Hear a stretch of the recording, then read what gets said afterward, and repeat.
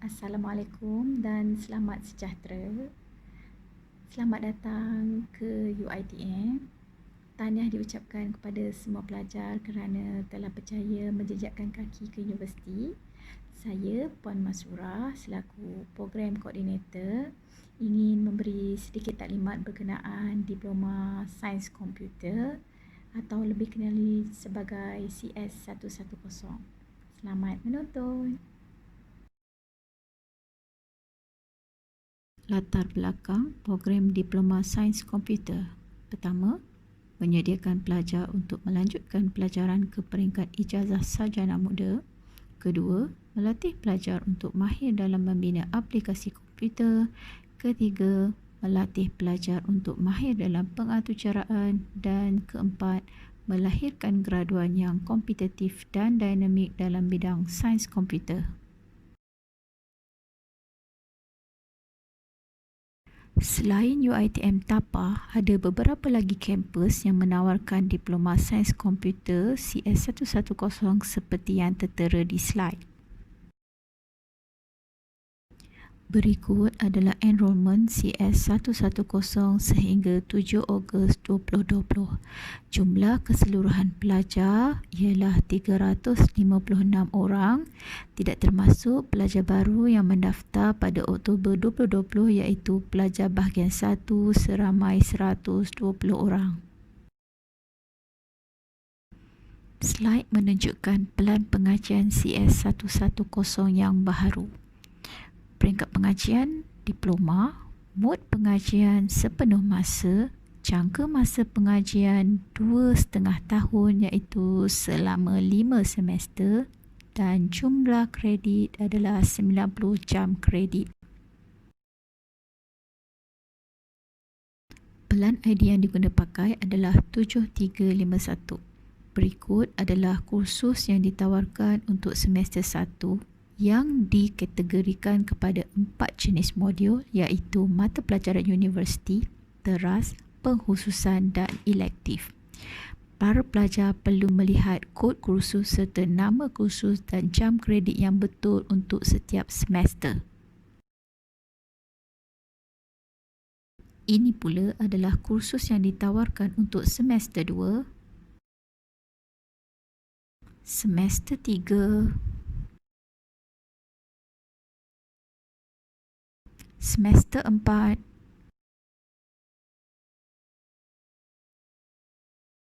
semester 5. Para pelajar perlu menjalani latihan industri di mana-mana organisasi atau industri yang bersesuaian dengan bidang sains komputer. Berikut adalah kod elektif yang ditawarkan kepada pelajar daripada semester 1 hingga semester 4. Jabatan Sains Komputer diketuai oleh Puan Karoliza Ahmad Saleh iaitu sebagai Ketua Pusat Pengajian dan dibantu oleh saya sendiri iaitu Puan Masurah Muhammad sebagai Koordinator CS110. Pensyarah Jabatan Sains Komputer terdiri daripada 24 orang yang mempunyai kemahiran daripada pelbagai bidang dalam sains komputer. Setiap pelajar akan dibahagikan kepada seorang pensyarah iaitu penasihat akademik yang akan menjaga dan menasihati urusan akademik pelajar sekalian. Ada beberapa peraturan dan disiplin yang perlu diberi perhatian oleh para pelajar. Pertama, pengurusan masa atau patuh pada arahan. Kedua, etika berpakaian dan pemakaian kad pelajar. Ketiga, saling menghormati rakan atau pensyarah. Keempat, penglibatan aktif dalam sebarang aktiviti kampus seperti HEP, program MPP dan DIS. Kelima, peraturan keluar masuk kampus. Keenam, peraturan bersama menjaga harta UiTM atau fakulti. Ketujuh, peraturan tidak hadir kuliah. Dan ke-8, tata susila berurusan dengan pensyarah seperti di WhatsApp dan Telegram. Ingin ditekankan di sini peraturan akademik pindaan 2017 berkaitan kehadiran pelajar. Pelajar diwajibkan menghadiri kuliah serta aktiviti pembelajaran yang lain.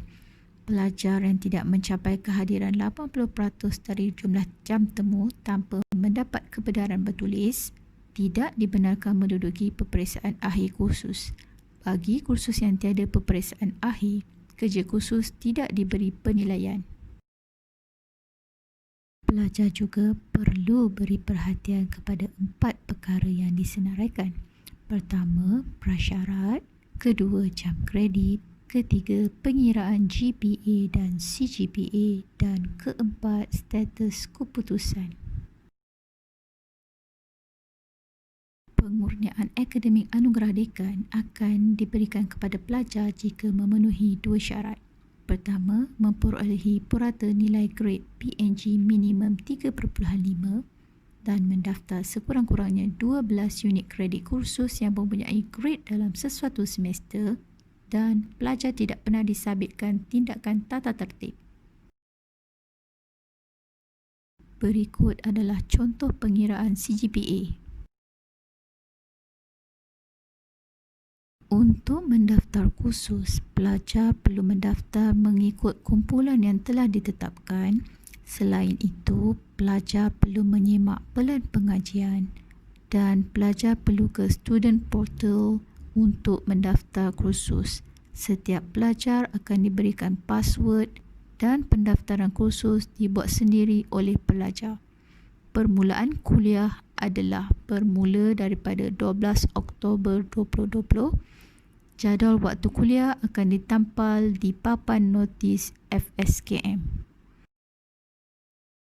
Cara mendaftar kursus, pelajar perlu login ke student portal dan memilih pendaftaran kursus, masukkan kod kursus seperti UED 102 dan masukkan kumpulan kelas seperti A4CS1101A. Ada 2 cara untuk ke student portal. Pertama, dengan mencari perkataan student portal UiTM di enjin carian ataupun pelajar boleh memasukkan alamat seperti yang tertera. Sila klik pautan student login untuk log masuk ke dalam sistem bagi pendaftaran kursus. Berikut adalah status keputusan peperiksaan akhir dan penilaian secara terperinci. Status perhatian ataupun P diberikan kepada pelajar yang mencapai prestasi yang tidak memuaskan dan dibahagikan kepada 2, P1 dan P2. Status perberhentian D pula akan diberikan kepada pelajar yang mencapai prestasi yang amat tidak memuaskan dan dibahagikan kepada beberapa kategori D1 sehingga D7. Ini pula adalah penerangan terperinci berkenaan status perberhentian D.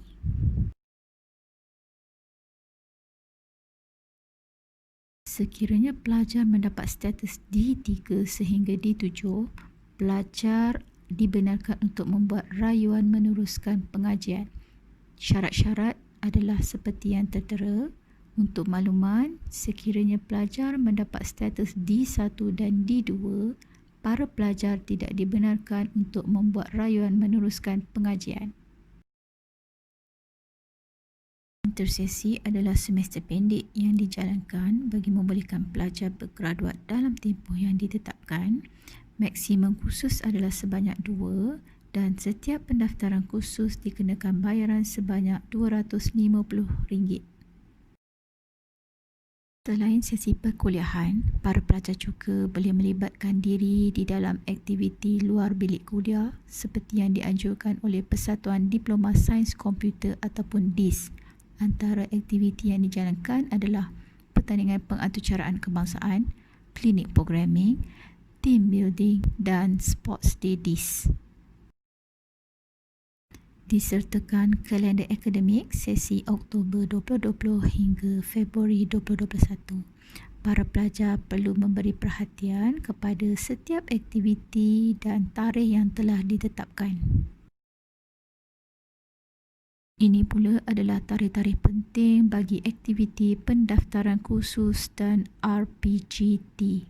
Sila beri perhatian kepada aktiviti penting seperti tarikh, tambah dan gugur kursus bagi pelajar baru, tarikh akhir pembayaran yuran, tarikh gugur taraf dan tarikh gugur taraf muktamad.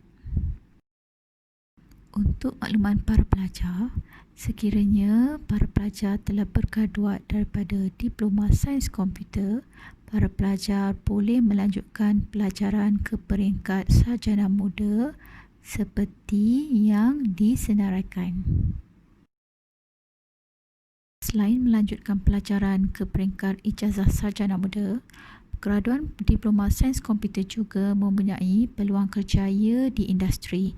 Antara kerjaya yang ditawarkan adalah pereka bentuk laman sesawang atau web, pengatur cara komputer dan pegawai pemprosesan data. Menurut statistik Malaysia Top in Demand Jobs for 2020, bidang sains komputer berada di tempat kedua. Ini menunjukkan bidang sains komputer masih relevan dan amat diperlukan sehingga kini.